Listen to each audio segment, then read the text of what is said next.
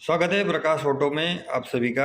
ये जो बोर्ड है हमारा, ये है हमारी इनोवा ओल्ड मॉडल का और ये इसके पार्ट नंबर है और पावर सप्लाई भी हमने लगा दी है। अभी पावर सप्लाई की बात करें तो कई बार हमारे पास इसके जो पिन आउट्स होते हैं वो नहीं है हमारे पास। ऐसे करके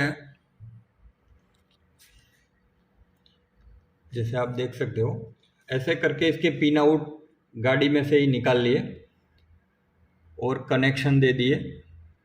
क्योंकि कई बार ऐसा होता है कि लैपटॉप पे या तो हमारे पीसी पे काफ़ी सारा भरा पड़ा हुआ होता है, तो कभी कभी मिल भी नहीं पाते, ऐसा होता है। तो ऐसे गाड़ी में से ही निकाल के वोल्टेज निकाल के इसकी सप्लाई दे दी। इसमें क्या होता है, चेक लाइट नहीं आ रही है और गाड़ी भी स्टार्ट नहीं हो रही, तो कनेक्शन तो हमने लगा दिए। सबसे पहले ज़रूरी होता है कि ये बोर्ड ऑन क्यों नहीं हो रहा है, या तो उसको पावर सप्लाई नहीं मिल रही या तो इंटरनली फॉल्ट है। ठीक है, अभी पावर सप्लाई हमने लगा दी। सबसे पहले ज़रूरी ये होता है कि इसका जो इंटरनली फंक्शन होता है वो कैसे होता है, इसकी पावर सप्लाई कैसी होती है, इनपुट आउटपुट कैसा होता है, वो भी हमें पता करना ज़रूरी होता है। पर हमने कनेक्शन तो लगा दिए है। अभी सबसे पहले हम इसको चेक करेंगे कि इसमें प्रॉब्लम क्या है। तो सबसे पहले मोस्ट इम्पोर्टेंट होता है कि ईसीएम हमारा शॉर्ट सर्किट है या नहीं है। तो हमने कंटिन्यूटी पे वोल्ट मीटर सेट करके रख दिया है और सबसे पहले हम चेक करेंगे कि ईसीएम बोर्ड हमारा शॉर्ट है या नहीं। वैसे जो हमारे बंदे गाड़ी पे गए थे तो उसने बोला था कि ये बोर्ड हमारा हीट हो चुका है, हीट हो जाता है, ज़्यादा हीट होता है। इग्निशन हम जब ऑन रखते हैं तब ये हीट हो रहा है। तो सबसे पहले हम चेक करेंगे ये जो पूरे हमारे कैपेसिटर है इसको चेक करेंगे कि अगर शॉर्ट सर्किट है, क्योंकि जो हमारे बंदे गए थे उसने हमें बोला था कि हमारा जो ईसीएम है वो ज़्यादा हीट हो रहा है। उसका मतलब एक ही हो सकता है, हमारा ईसीएम शॉर्ट ही हो चुका होता, तभी इतना हीट होता है। और चेक लाइट भी नहीं आ रही थी और स्कैनर भी कनेक्ट नहीं हो रहा था। यहाँ पे ये शॉर्टिंग आ रहा है। ठीक है, अभी ये जो हमारे दो मॉसफेट है, ये हमारा समझ लो 5 वोल्ट का है और ये 2.5 वोल्ट बनाता है। ये भी मॉसफेट है, वो 2.5 वोल्ट बनाते हैं। अभी शॉर्टिंग की बात करें हम तो शॉर्टिंग को पहचानेंगे कैसे। काफ़ी सारा ये जो ट्रेनिंग के दौरान शॉर्टिंग कैसे निकालना है, कैसे फॉल्ट फाइंड करना है, वो पूरे दिन चलता ही रहता है। तो इस तरीके से हमने पावर सप्लाई लगा दी, हमने कैन बॉक्स भी लगा दिया, तो पावर सप्लाई भी दे दिए। अभी देखते हैं कि शॉर्टिंग कहाँ पे है, समझ में आ जाएगा धीरे धीरे। कि एक तो हमारा एमसीयू जिसमें आप देख सकते हो कि 5 वोल्ट और 2.5 वोल्ट जो पूरी साइड कवर होती है, चारों साइड में इसकी 5 वोल्ट और 2.5 वोल्ट जाती है। ये आईसी में भी जाएगी और आगे की जो ड्राइवर आईसी है उसमें भी 5 वोल्ट जाती है। अल्टीट्यूड सेंसर जो हमारा होता है उसमें भी हमारी 5 वोल्ट जाएगी। जो ईप्रोम हमारी है उसमें भी हमारी 5 वोल्ट सप्लाई एंटर होती है। हमने पावर सप्लाई दे दी है और हम जो कंपोनेंट हमारे होते हैं, अभी ये देखो हीट हो रहा है। ठीक है, ये आईसी थी भी थोड़ी हल्की हल्की सी हीट हो रही है। आपको इस तरीके से ये जो सारे कंपोनेंट है उस पर आपको फिंगर रख के देखना होगा।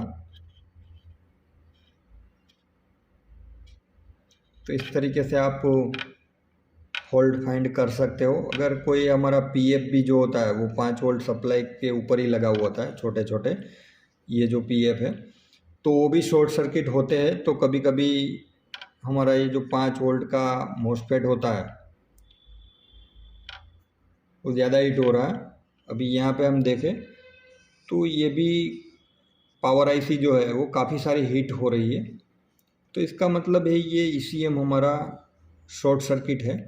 और आगे की बात करें हम तो हमने देखा था इसमें गाड़ी पे, तो यहाँ पे एक जो बड़ा डायोड आता है वो भी नहीं लगा हुआ है। ठीक है, कोई बात नहीं, पर पावर सप्लाई देने पे ये जो शॉर्टिंग होता है वो तो निकल ही जाना चाहिए।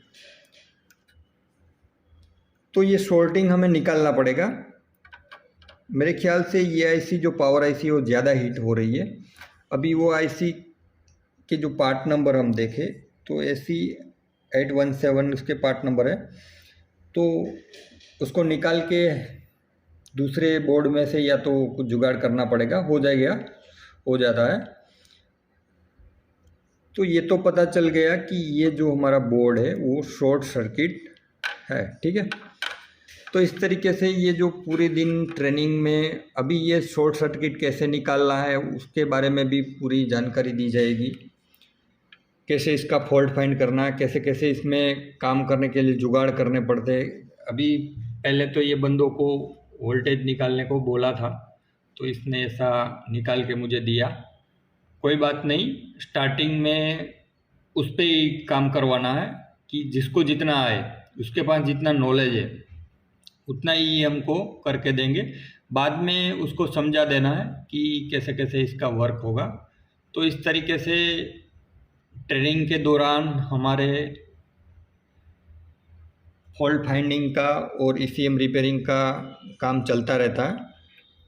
ठीक है, बाद में क्या होता है, बाद में जैसे इसके वोल्टेज निकालना, कैसे वोल्टेज निकले, कैसे उस पर काम करना, कैसे आईसी चेंज करनी है, आईसी का मैनेजमेंट कैसे करना है, वो सारा ट्रेनिंग के दौरान बताया जाता है। और ये जो ECM है उसको रीडिंग राइट, रीड राइट, या तो हमारी ये जो EPROM है उसका प्रोग्रामिंग, वो सारा भी, जैसे कोई रिपेयर में बोर्ड आया या तो हमारे पास भी काफ़ी सारे बोर्ड पड़े होते हैं जो सभी बंदे हमारे पास सीखते हैं, तो उसको ये बोर्ड के बारे में स्टार्टिंग से लेके लास्ट तक, जैसे ये बोर्ड पे पूरा सेटअप ही बनाना है तो सेटअप कैसे बनाया जाएगा वो स्टार्ट से लेके लास्ट तक पूरा बताया जाता है। और आसानी से काफ़ी सारे बंदे हमारे पास सीख के गए, तो वो भी सारे बंदे जो है वो आसानी से ये ECM का काम कर रहे हैं और हो भी जाता है। कभी कभी इश्यू होता है माल का, कभी माल नहीं मिल रहा, कभी प्रोग्रामिंग के फंडे जो होते हैं, कभी कभी स्टार्टिंग में क्या होता है कि टूल्स पूरे नहीं होते तो रुक जाते हैं, पर मैनेज कर लेते हैं, हो जाता है सब। तो इस तरीके से हमारा ये सारा काम चलता रहता है।